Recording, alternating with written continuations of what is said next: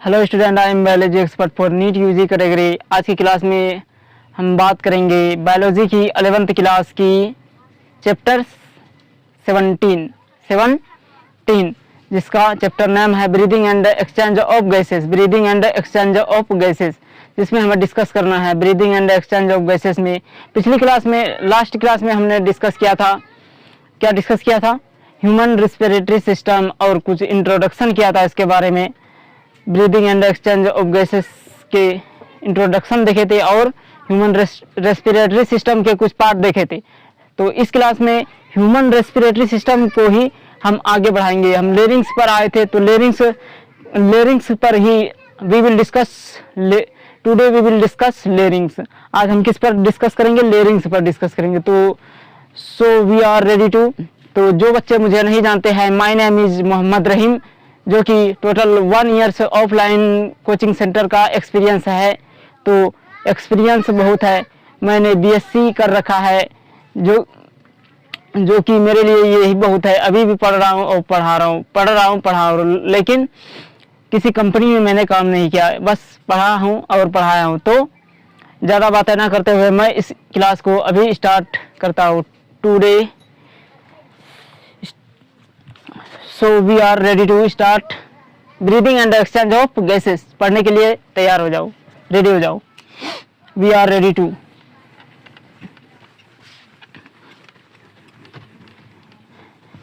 एक बात और, मेरी क्लास में जब भी अगर मेरा क्लास लगाए तो साथ साथ नोट्स भी बनाते जाइएगा, तो आपको ज़्यादा समझ में आएगी, ज़्यादा समझ में आए। नहीं तो आप भूलते, इधर से समझते जाओगे, उधर से भूलते जाओगे। क्या भूलना है? ऊपर से जाना है, लेके जाना है, नहीं ना, सीधे दिमाग में अगर घुसाना है इस टॉपिक को। तो कोई भी टॉपिक मेरा अगर दिमाग में घुसाना, तो साथ साथ आपको नोट्स भी बनाना पड़ता है, काम भी करना पड़ता है। आप चाहते हैं कि बना नोट्स भी दे दिया जाए और सब चीज़ हम ही कर दे, आप क्या करोगे? आप सिर्फ आप क्या सोचते हैं कि मतलब खाना बनाया भी मिल जाए और हाथ में खिला ही दे? ऐसा तो नहीं हो सकता। आप हाथ चलाओगे कि नहीं, आपको भी तो हाथ चलाना पड़ेगा। चलो ये बात अलग हो गई। चलो, so we will discuss today, we will discuss front view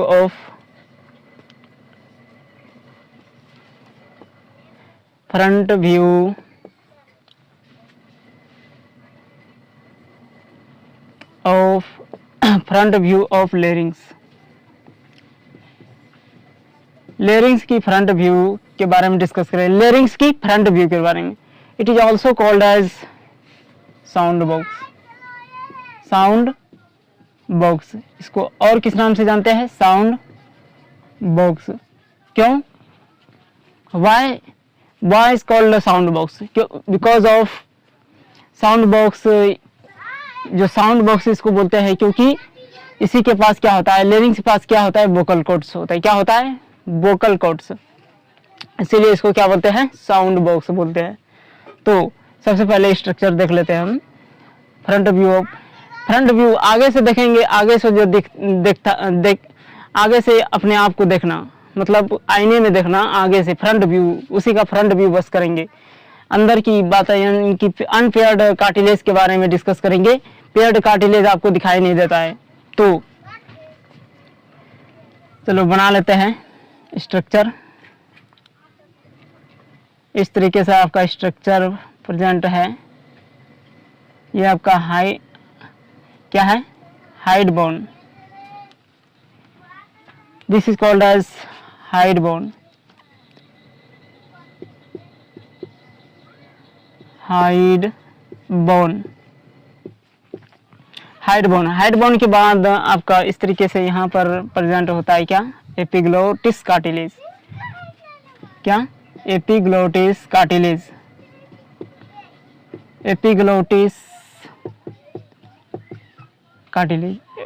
cartilage के बाद आपका आता है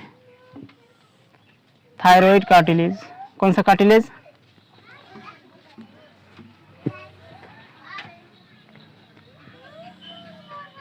थायराइड कार्टिलेज। यहाँ से आपका इस तरीके से स्ट्रक्चर होता है थायराइड कार्टिलेज, जो कि लार्जेस्ट कार्टिलेज। क्या है? लार्जेस्ट कार्टिलेज आपके बॉडी का कौन सा है, यही थायराइड कार्टिलेज इस तरीके से प्रेजेंट होता है। और ये क्या है, thyroid cartilage, thyroid cartilage, thyroid जो कार्टिलेज है ये क्या है, लार्जेस्ट कार्टिलेज, क्या है, it is a largest cartilage, क्या है, लार्जेस्ट कार्टिलेज, लार्जेस्ट कार्टिलेज। अब thyroid cartilage and hyoid bone के बीच में there are certain cell which are connect between hyoid bone and thyroid cartilage, that is called as thyroid membrane।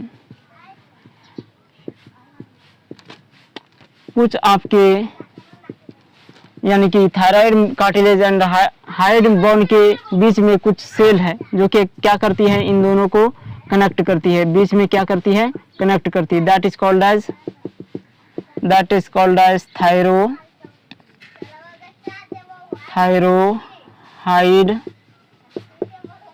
Thyroid cartilage and hyoid bone, तो क्या हो गया, thyrohyoid membrane, thyrohyoid membrane, समझ गए, thyrohyoid membrane. Thyrohyoid membrane के बाद आपका आता है यहाँ पर cricoid cartilage, that is called as cricoid cartilage, cricoid cartilage. अब क्रिकोइड कार्टिलेज, अब देखिए इतना बारे में समझ गए। अब आप वोकल कॉर्ड के बारे में बोल रहे थे, वोकल कॉर्ड किसके पास है, लेरिंग्स के पास ही है वोकल कॉर्ड, इसलिए इसको क्या बोलते हैं, साउंड बॉक्स बोलते हैं। It is also called as sound box. तो वो वोकल कॉर्ड कौन सा पार्ट है, कहाँ है, लेरिंग्स तो यही है, लेकिन इसमें वोकल कॉर्ड कौन सा है, यही है आपका वोकल। इसको सिंपल भाषा में क्या बोलते हैं, एडम्स एप्पल,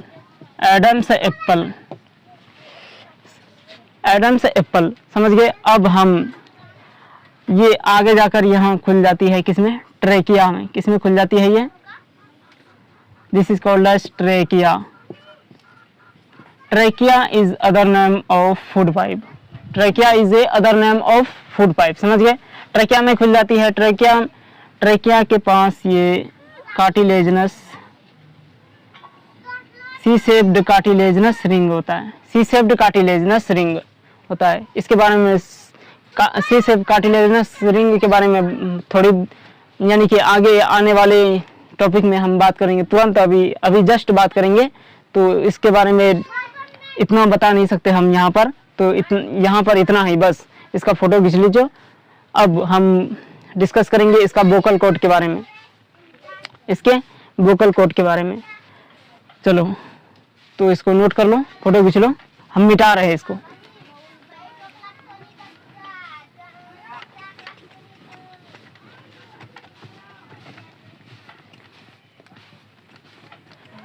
थायराइड कार्टिलेज। अब क्या करेंगे, vocal cord, it is we will discuss vocal cords, vocal cords. देखिए वोकल कॉर्ड्स क्या है, वोकल कॉर्ड्स आपके यहाँ दिखाई देता है, यहाँ आपका दिखाई देता है, यानी कि आप दबाइएगा तो यहाँ आपका ये चौड़ा सा भाग दिखाई देता है, जो कि मेल्स में क्या होता है, थोड़ा ऊंचा लगता है, लेकिन फीमेल्स में क्या होता है, एकदम यानी कि सेम साइज होता है। तो वोकल कॉर्ड्स की बात करें तो सबसे पहले हम किस में करेंगे, मेल्स। ये क्या है, मेल का सिंबल है, ये किसका सिंबल है, मेल का, और ये है आपका फीमेल का सिंबल, किसका, फीमेल का सिंबल, मेल फीमेल। अब देखिए इसका जो वोकल कॉर्ड होता है थिक, क्या होता है, that is thick and long. लेकिन फीमेल का ये क्या, किसका सिंबल है, फीमेल का। जब फीमेल का जो वोकल कॉर्ड होता है वो होता है thin, that is thin and short, thin and short, thin and short होता है। अब देखिए थिन एंड शॉर्ट है, क्यों? थिक और लॉन्ग है, थिक और लॉन्ग होता है, इसलिए इसीलिए इसमें क्या होता है, थिक, यानी कि थिक और लॉन्ग क्यों है, इसमें क्या प्रेजेंट है, किसकी सिक्रीशन ज़्यादा होगी, जो ये थिक हो गया, लेकिन ये इसमें सिक्रीशन कम हुआ, जो ये थिन हो गया और शॉर्ट हो गया और शॉर्ट हो गया। तो there are high secretion of testosterone, testosterone, testosterone, इसलिए टेस्टोस्टेरोन का सिक्रेशन इसमें ज़्यादा हो गया, इसलिए ये क्या हो गया, थिक और लॉन्ग हो गया। इसकी जो पिच है यानी कि फ्रीक्वेंसी है, इसका मोर फ्रीक्वेंसी है, क्या है, मोर फ्रीक्वेंसी, यानी कि पिच आपका क्या है, लो पिच्ड आवाज साउंड है, इसका क्या है, लो पिच्ड, यानी कि मेल का जो साउंड होता है वो क्या होता है, थोड़ा भारी होता है, क्या होता है, थोड़ा भारी, लेकिन फीमेल्स की जो पिच है वो क्या है, हाई पिच्ड साउंड है, हाई पिच्ड साउंड है, हाई पिच्ड साउंड है। अगर हाई पिच्ड साउंड है, हाई पिच यानी कि फीमेल्स की आवाज़ कैसी होती है, थोड़ी तीखी, लेकिन कानों में लगती है, पूरा क्या लगती है, एकदम तीखी सी होती है, लेकिन मेल्स का जो आवाज़ होता है वो क्या होता है, भारी सा, इसमें ज़्यादा वाइब्रेट होता है, क्या होता है, ज़्यादा इसमें वाइब्रेट होता है, इसमें कम वाइब्रेट होता है, इसीलिए इसका आवाज़ जो क्या होता है, तीखी होता है। अब इसकी एम्पलीट्यूड की बात करें, टॉकिंग अबाउट एम्पलीट्यूड, एम्पलीट्यूड जो है इसका, एम्पलीट्यूड जो है इसका हाई है, बहुत ज़्यादा है, लेकिन फीमेल्स की जो एम्पलीट्यूड, मेल की जो एम्पलीट्यूड है वो क्या है, हाई है, लेकिन फीमेल्स की जो एम्पलीट्यूड है वो क्या है, लो है, क्या है, लो है। अंडरस्टैंड, क्लियर है। एम्पलीट्यूड यानी कि लाउडनेस, क्या, लाउडनेस यानी कि आवाज़, लड़कों का आवाज़ तो भारी है, लेकिन बहुत दूर तक हम लोगों की आवाज़ जा सकती है, बहुत दूर तक, लेकिन फीमेल्स की जो आवाज़ है वो ज़्यादा दूर तक नहीं जा सकती, उसमें ज़्यादा मतलब ताकत नहीं होती है कि मतलब उतना दूर तक गरज कर किसी को वो बुला ले, लेकिन हम लोगों के वोकल कॉर्ड्स में इतना ज़्यादा एम्पलीट्यूड है कि हम कहीं से भी गरज देते, बहुत आवाज़, लेकिन इसका जो आवाज़ है, मेल्स का जो आवाज़ है वो बहुत दूर तक जाता है, इसकी एम्पलीट्यूड क्या है, बहुत ही ज़्यादा है। तो एम्पलीट्यूड, सबसे पहले हम लाउडनेस की बात करें तो लाउडनेस क्या है, लाउडनेस आपका है एम्पलीट्यूड,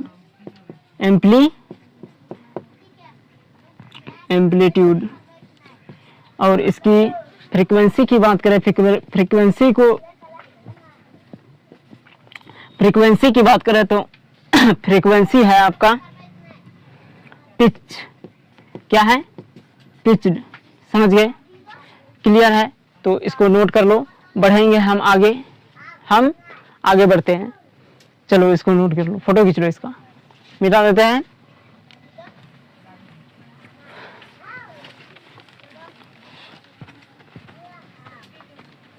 अब हम डिस्कस करेंगे कि सबसे पहले हवा नहीं, ये नहीं डिस्कस करें, हम डिस्कस करेंगे कि मतलब आपके पास दो पाइप हैं, क्या है, आपके डाइजेस्टिव सिस्टम, एक है डाइजेस्टिव सिस्टम का पाइप, एक है आपका रेस्पिरेटरी सिस्टम, ये है रेस्पिरेटरी का, ये है डाइजेस्टिव सिस्टम का। डाइजेस्टिव सिस्टम, यहाँ से आपका लेरिंग्स निकलता है, क्या निकलता है, लेरिंग्स के बाद ट्रेकिया, क्या निकलता है, ट्रेकिया, आगे जाकर it leads to open trachea. ये क्या है आपका, this is called as glottis,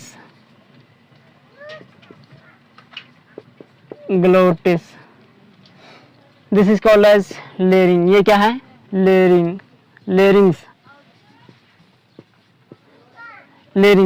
ये क्या है, लेरिंग्स। अब देखिए ये क्या है आपका,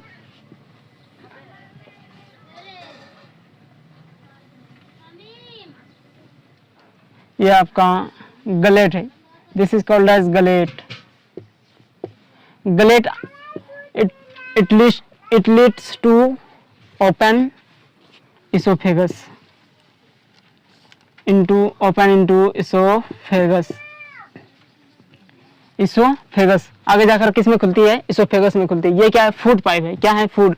फूड कहाँ आएगा, फूड जो आपने खाया वो कहाँ आएगा, वो तो उसको तो कैसे पता चलेगा कि ये फूड पाइप है, ये विंड पाइप है, उसको पता नहीं चलेगा। फूड को पता नहीं चलेगा, इसलिए वो आएगा तो यहाँ फेरिंग्स की पार्ट में आएगा। किस में आएगा, फेरिंग्स वाले पार्ट में आएगा। लेकिन यहाँ जब भी यहाँ पर प्रवेश करेगा, यानी कि यहाँ पर एंटर करती है फूड, तो ये यहाँ पर एक कार्टिलेजनस फ्लैप होता है। विंड पाइप के यानी कि ग्लोटिस के ऊपर एक cartilaginous flap is called as epiglottis. क्या प्रेजेंट होता है, एपिग्लोटिस, जिसके बारे में मैंने पिछली लेक्चर में भी बताया था। एपिग्लोटिस क्या करता है, it will prevent entry of food into the larynx। Larynx में जाने से ये क्या करता है, फूड को लेरिंग्स में जाने से ये प्रिवेंट करती है। समझ गए, तो फूड कहाँ जाएगी, ऑब्वियस सी बात है कि इसमें जाएगी, ये ब्लॉक कर देती। जब भी फूड यहाँ आती है तो ये ढक्कन कार्टिलेज की बनी हुई ढक्कन इसको ब्लॉक कर देती है, इसलिए फूड कहाँ आ जाता है, ऑब्वियस सी बात है यहाँ आ जाएगा। समझ गए। अब आगे जाकर ये कहाँ खुलती है, ट्रेकिया में। ट्रेकिया के पास ये कार्टिलेजनस रिंग है। क्या है, ट्रेकिया। अब देखिए इसके पास क्या है, cartilaginous ring, C shaped cartilaginous ring.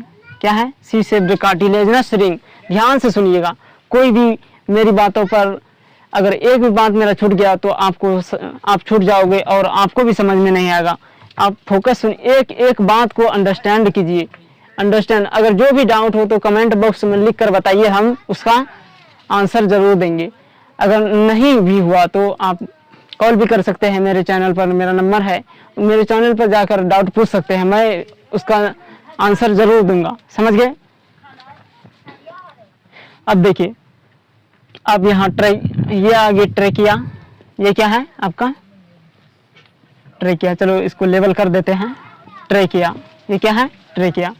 Trachea के बाद सबसे पहले हवा कहाँ आई, हवा सबसे पहले आई आपका, सबसे पहले हवा आई एक्सटर्नल नेरीज। एक्सटर्नल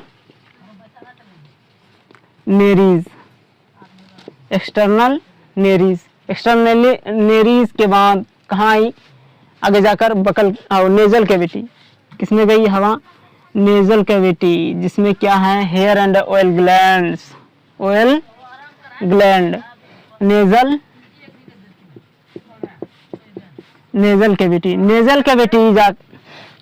कैविटी किसमें खुलती है, नेजल कैविटी इंटरनल नेरीज में जाकर खुलती है। किसमें, इंटरनल नेरीज में हवा गई। उसके बाद इंटरनल नेरीज के बाद किसमें गई, इंटरनल सॉरी बोल भी नहीं पाते, इंटरनल नेरीज के बाद किसमें गई हवा।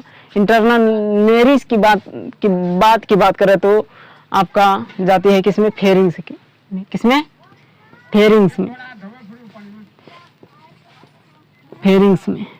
के बाद किसमें जाती है, लेरिंग्स। पहले फेरिंग्स उसके बाद लेरिंग्स, उसके बाद लेरिंग्स। लेकिन ये कुछ बच्चा क्या करता है, कंफ्यूज हो जाता है, फेरिंग्स और लेरिंग्स को पहले लेरिंग्स बोल देता है, बाद में क्या बोल देता है, फेरिंग्स बोल देता है।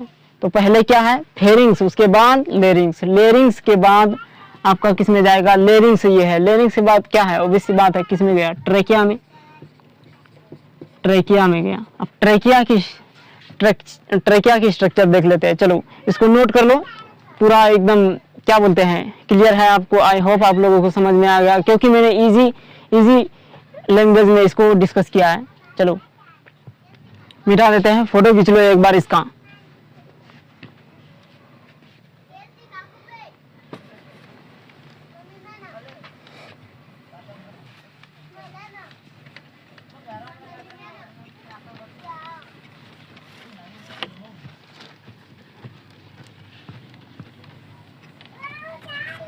अब हम देख लेते हैं ट्रेकिया का structure, that will discuss trachea. Trachea की बात करें तो ट्रेकिया जो है आपका वो क्या है? Trachea is other name of wind pipe, other name of wind pipe. Trachea is a other name of wind pipe. Wind, it is a wind pipe. It is lined by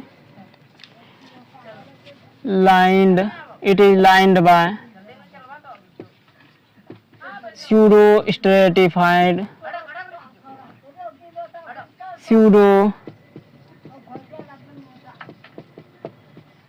stratified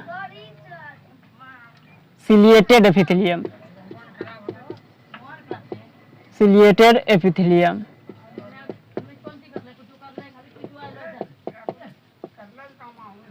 Ciliated epithelium lined by pseudo stratified ciliated epithelium. Ciliated आपका trachea का structure इस तरीके से क्या है? इस तरीके से प्रेजेंट है ट्रेकिया आपका। ट्रेकिया की बात है, क्या है? स्यूडो यानी कि फॉल्स, स्यूडो यानी कि फोल्ड, स्ट्रेटिफाइड यानी कि मल्टी सेल्यूलर के क्या है? मल्टी सेल्यूलर, ये क्या है? मल्टी सेल्यूलर इसमें है। और इसमें क्या प्रेजेंट है? ये फॉल्स मल्टी सेल्यूलर सिलिएटेड। इसमें सिलिया क्यों है? सिलिया किस लिए चाहिए इनको? सिलिया इसको क्यों चाहिए? इसके पास और क्या है? इसके पास की बात करें तो इसके पास है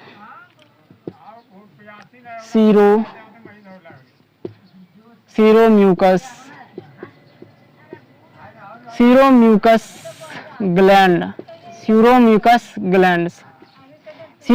ग्लैंड का इसमें बहुत बड़ा इंपॉर्टेंट फंक्शन है। यहाँ पर क्या है? सिलिया है। क्या है? सिलिया। सीरोम्यूकस ग्लैंड है। सीरोम्यूकस ग्लैंड क्या करता है? म्यूकस रिलीज करता है, म्यूकस सिक्रीट करता है। क्या करता है? म्यूकस सिक्रीट करता है। अगर म्यूकस सिक्रीट करता है तो जो भी आपके यानी कि नेजल कैविटी में जो भी यानी कि फिल्टर्ड अनफिल्टर्ड जो फिल्टर नहीं हुआ वो डस्ट यहाँ आकर क्या हो जाती है? बैठ जाती है। क्या हो जाती है? बैठ जाती है। अब सिलिया इसको म्यूकस ग्लैंड के साथ म्यूकस के साथ सिलिया इसको क्या करेगा? ऊपर डिस्प्लेस करता जाएगा। क्या करता जाएगा? ऊपर डिस्प्लेस करता जाएगा।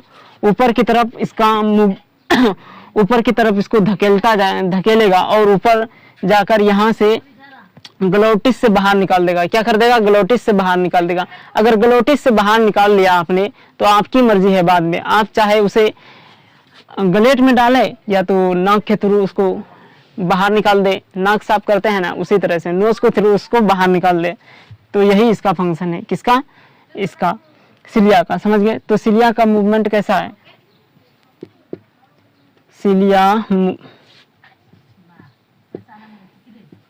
मूवमेंट ऑफ सिलिया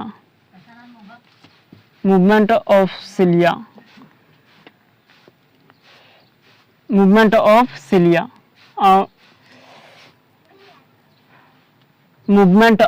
सिलिया की मूवमेंट की बात करें तो क्या है? आउटवर्ड, इट बीट्स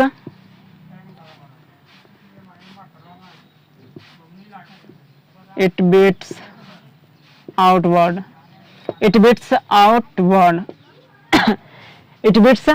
वो आउटवर्ड यानी कि बाहर की तरफ इसको धकेलता है। जो भी सामान आपके डस्ट हो गया और भी बहुत सारे जो कि वेस्ट मटेरियल है वो किसके यानी कि ग्लोटिस से बाहर निकाल कर किस में दे देता है? आप चाहे यानी एक बात आपको पता भी नहीं है कि इसका जो यानी कि रेस्पिरेटरी सिस्टम का जो एंटर तो करता है हवा, लेकिन उसका एग्जिट पॉइंट नहीं है। लेकिन इसका एंटरिंग पार्ट है, लेकिन एग्जिट पार्ट नहीं है। क्यों? क्योंकि डाइजेस्टिव सिस्टम में क्या था कि आपसे माउथ से स्टार्ट होता था, इंटर करता था फूड, लेकिन एनस के थ्रू बाहर निकल जाता था। क्या हो जाता था? Wastage and undigested product defecation के द्वारा क्या कर देता था? बाहर निकाल दिया जाता था। लेकिन इसमें हवा जो भी अंदर गया वो हवा मतलब यानी कि इसी ट्रेकिया के ऊपर से ही बाहर निकल सकता है। इसका एग्जिट पॉइंट नहीं है, एग्जिट पार्ट कोई भी नहीं है, समझ गए। अब देखिए इसके बाहर के साइड क्या प्रेजेंट होता है, बाहर की साइड प्रेजेंट होता है आपका, बाहर की साइड प्रेजेंट होता है सी शेप्ड कार्टिलेजिनस रिंग। क्या प्रेजेंट होता है, सी शेप्ड कार्टिलेजिनस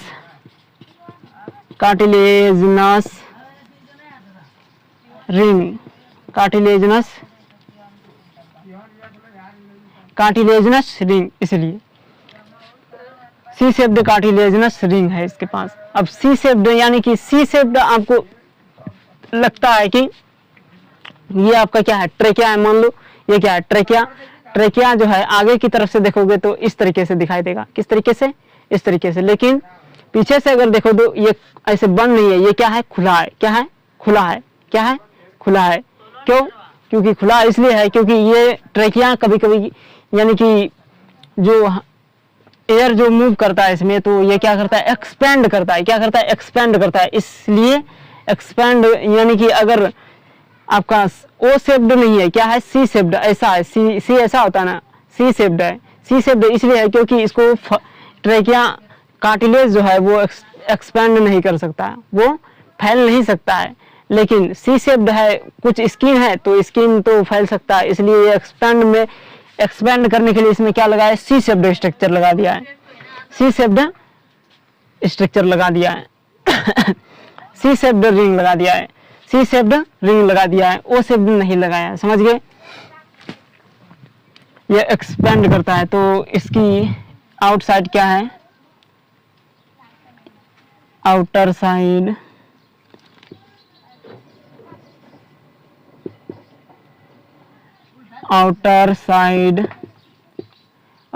क्या प्रेजेंट है आपका, C shaped cartilaginous ring, C shaped cartilaginous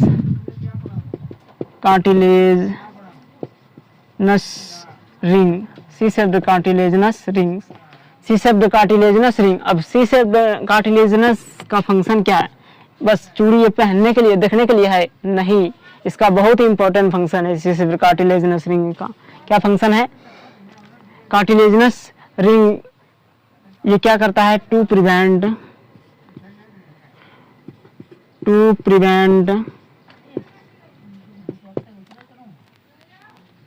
prevent collapse of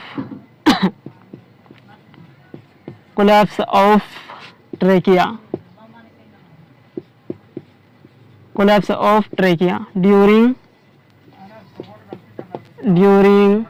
expiration during expiration। Understand, clear है, समझ गए। यानी कि हिंदी में समझाते हैं आपको, एक्सपिरेशन के दौरान ये ट्रेकिया को फटने से क्या करता है, बचाता है, प्रिवेंट करता है, क्या करता है, प्रिवेंट करता है, कौन, C shaped cartilaginous ring. Understand, I hope आप लोगों को समझ में आ गया होगा। अब हम डिस्कस करेंगे, इसकी बात हो गई, अब हम डिस्कस करेंगे इससे आगे वाले पार्ट को। चलो इसको नोट कर लो, मिटाएंगे इसको।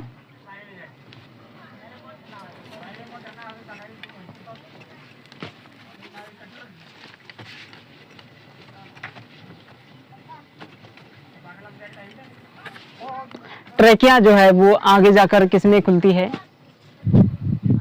बाइफरकेट होता है। क्या होता है, ट्रेकिया यहाँ से आपका क्या है, ट्रेकिया प्रेजेंट होता है, यहाँ से आपका क्या है, लेरिंग्स से यहाँ से निकलता है ट्रेकिया। क्या निकलता है, ट्रेकिया। ट्रेकिया क्या होता है, आगे आकर बाइफरकेट होता है,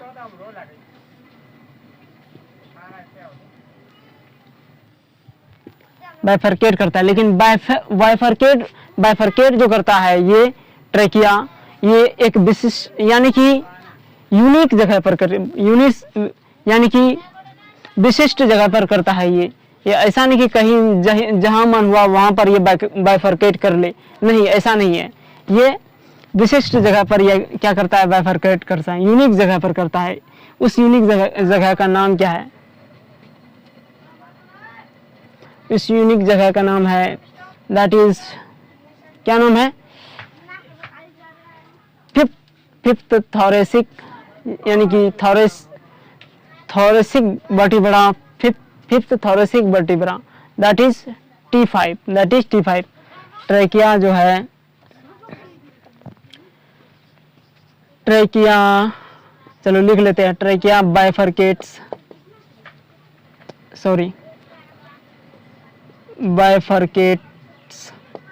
trachea बाइफरकेट्स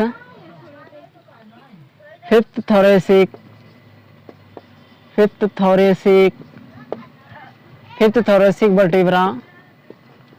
vertebra that is called as T5। यहाँ पर आगे जाकर T5 के आगे जाकर बाइफरकेट करके क्या बना जाता है? ब्रोंकस में जाकर खुलता है। किसमें? ब्रोंकस, यानी कि ब्रोंकाई। ब्रोंकस जो है क्या है? Plural form. ये ब्रोंकाई क्या है? सिंगुलर, इसका सिंगुलर फॉर्म है। समझ गए? अब देखिए यहाँ क्या है आपका, ये क्या है? लेरिंग्स है। चलो इसको भी लेवल कर लेते हैं, लेवल करने में कोई प्रॉब्लम नहीं है।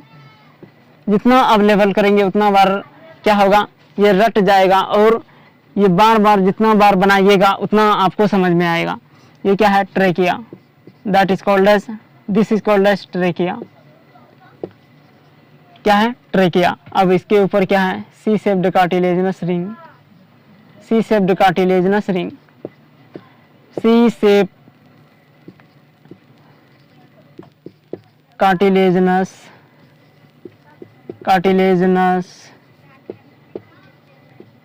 Ring, C shaped cartilaginous ring. समझ गए? अब देखिए यहाँ से आपका क्या, यहाँ आपका प्रेजेंट होता है लंग्स। क्या प्रेजेंट होता है? लंग्स।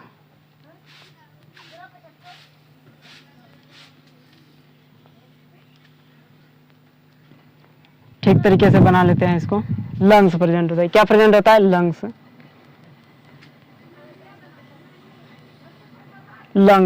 देखिए लंग्स जो है आपका, जो लंग्स है, लंग्स ऐसे नहीं है कि कहीं जहां इसका मन हुआ वहीं पर अपना लंग्स बना लिए, एल्वियोलाई बना लिए। नहीं, ये एक स्पेसिफिक जगह पर, बनाता है। सबसे पहले ब्रोंकाई से प्राइमरी ब्रोंकाई से सेकेंडरी से टर्शियरी से टर्मिनल से रेस्पिरेटरी एल्वियोलर डक्ट, बाद में लास्ट में अल्टीमेटली ये जाकर किसमें ये होती है? Balloon like is called as, and होता है इसका balloon like called as alveoli. किसमें? ये क्या है आपका? एल्वियोलाई है, एल्वियोलाई। अब देखिए ये जो आपका एल्वियोलाई है, ये एक लेयर में नहीं है। ये क्या है? कितनी लेयर में है? This is 2 layer. They are present in 2 layers। First layer is called as parietal. क्या है? फर्स्ट लेयर का नाम क्या है? Parietal pleura. 2 मेम्ब्रेन है। क्या है ये? लेयर नहीं, क्या है? मेम्ब्रेन है। First membrane is called as pleura, parietal pleura. Second membrane is called as visceral pleura. Second membrane is called as visceral pleura. समझ गए? अब इन दोनों के खाली space, parietal pleura and visceral pleura के बीच के एम्प्टी, यानी कि खाली स्पेस को, जो स्पेस है इन दोनों के बीच के स्पेस को हम क्या बोलते हैं? दिस खाली स्पेस इज कॉल्ड एज, क्या बोलते हैं? Pleural cavity.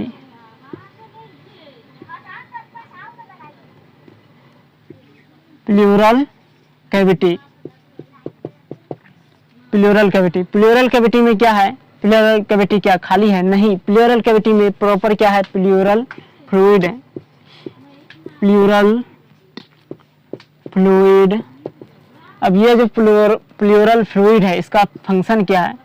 ऐसा नहीं कि यानी कि एल्वुलाई ऐसा स्पेसिफिक जगह पर प्रेजेंट है कि इसका प्रिवेंट यानी कि इसका रक्षा खुद ये क्या कौन करे? ये पेराइटल प्लेउरा भी करे और विसरल प्लेउरा भी करे। कैसे करता है ये? जैसे कि ये प्लेउरल फ्लूइड जो है इसका क्या देखने के लिए प्लेउरल फ्लूइड इसमें दिया गया है? नहीं, देखने के लिए नहीं, इसका प्रॉपर काम है। क्या काम है? जैसे कि आप एक्सीडेंट करते हैं, आपको झटका लगता है, आपको आपके पेट में अगर झटका लगता है तो ये क्या करता है? झटके को एब्जॉर्ब कर लेता है ये प्लेउरल फ्लूइड। ये प्लेउरल फ्लूइड झटके को क्या करता है? एब्जॉर्ब कर लेता है। क्या कर लेता है? एब्जॉर्ब कर लेता है, याद रखना। और इसका फंक्शन क्या है? दो फंक्शन है।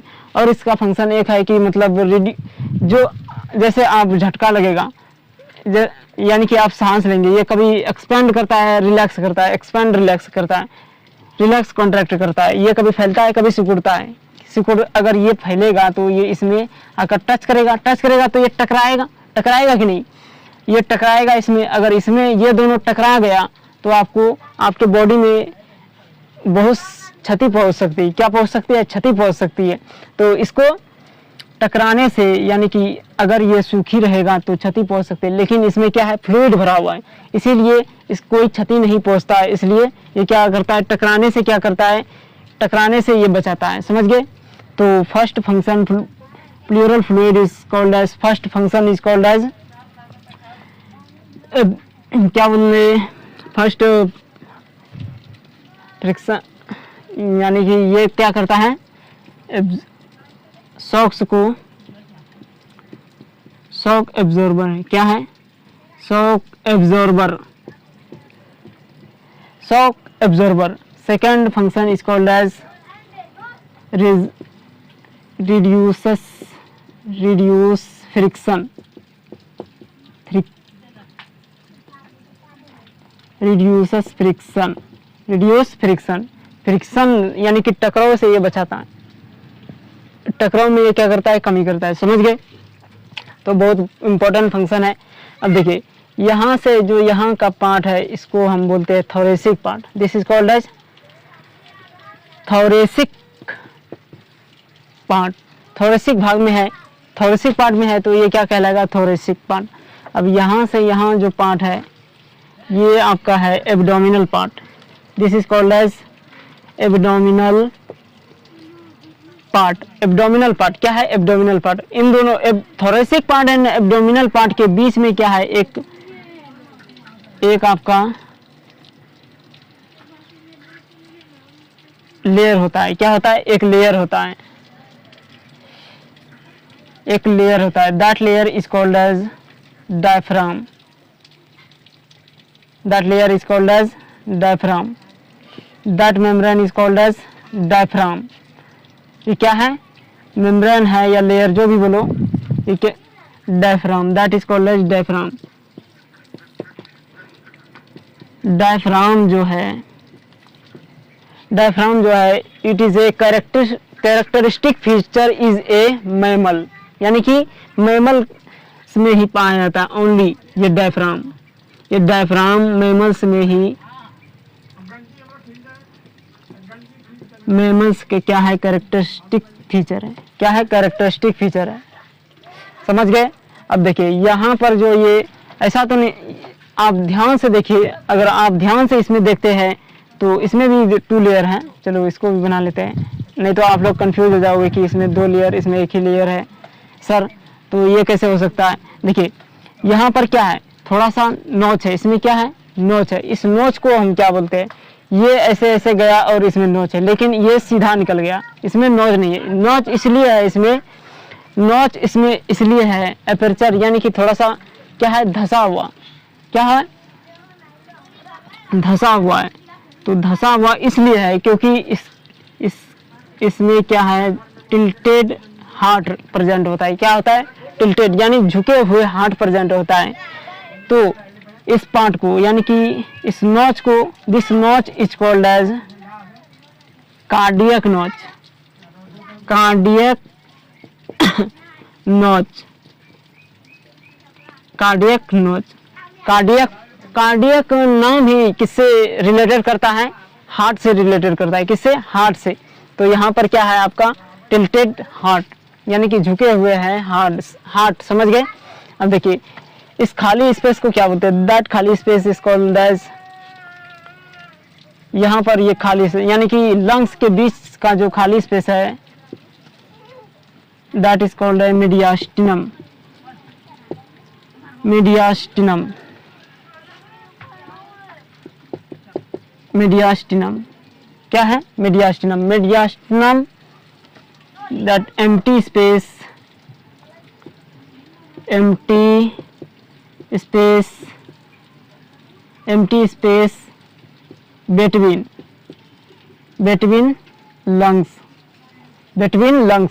लंग्स के जो बीच का जो एम्प्टी स्पेस यानी खाली स्पेस है, that is called as, that empty space is called as mediastinum. क्या बोलते हैं? मीडियास्टिनम। और कुछ पार्ट बच गया है इसका। क्या? देखिए और कुछ पार्ट तो नहीं बचा है। अब देखिए एल्विलाई और कुछ पार्ट नहीं बचा। ट्रैकिया बाइफरकेट कर लिए और लेरिंग्स के बारे में डिस्कस कर लिए, ट्रैकिया के बारे में डिस्कस कर लिए और सी शेप्ड कार्टिलेजिनस रिंग के बारे में डिस्कस कर लिए और पेराइटल प्लेरा, विसरल प्लेरा, प्लेरल कैविटी के बारे में डिस्कस कर लिए और एल्विलाई के बारे में, एल्विलाई लेवल कर लिए और एब्डोमिनल लेवल कर लिए। एब्डोमिनल, ये एब्डोमिनल पार्ट में है, ये थोरेसिक कुछ तो गड़बड़ है ना। चलो देख लिए तो अच्छा हुआ, गड़बड़ी का तो पता चल गया। थोरेसिक लिख देते नहीं तो आप लोग भी। ये क्या है? थोरेसिक पार्ट है। समझ गए? तो ये आपका पार्ट एकदम कंप्लीट हो चुका है।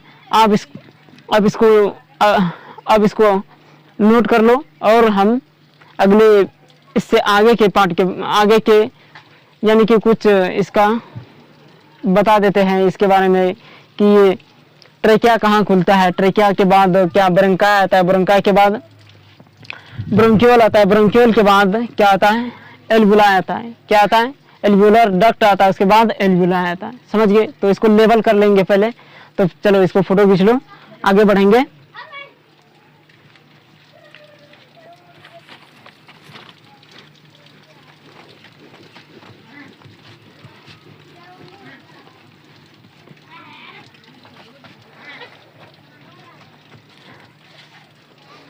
सबसे पहले हवा किसमें आया? ट्रेकिया। सबसे पहले किसमें गया था? External Nereis. एक्सटर्नल नेरीज से किसमें किया था मैंने? ट्रेकिया में लेकर गया था। किसके पास लेकर गया था? तब ट्रेकिया से आगे देख लेते कहाँ गया। हवा ट्रेकिया के बाद आया आपका प्राइमरी ब्रोंकाई। प्राइमरी, चलो नीचे लिख लेते हैं। ट्रेकिया के बाद प्राइमरी ब्रोंकाई, ब्रोंकाई में आया। प्राइमरी ब्रोंकाई, प्राइमरी से सेकेंडरी ब्रोंकाई में आया। प्राइमरी से सेकेंडरी ब्रोंकाई में आया। Secondary bronchi, secondary bronchi, secondary bronchi से टर्शियरी ब्रोंकाई में आया। हवा कहाँ आया? एयर आपका पहले ट्रेकिया, ट्रेकिया से प्राइमरी, प्राइमरी से सेकेंडरी ब्रोंकाई, सेकेंडरी से tertiary, tertiary bronchi, tertiary bronchi, tertiary bronchi से आपका किसमें आया? Terminal bronchi. That is terminal bronchi, terminal bronchi. Terminal bronchi के बाद इनिशियल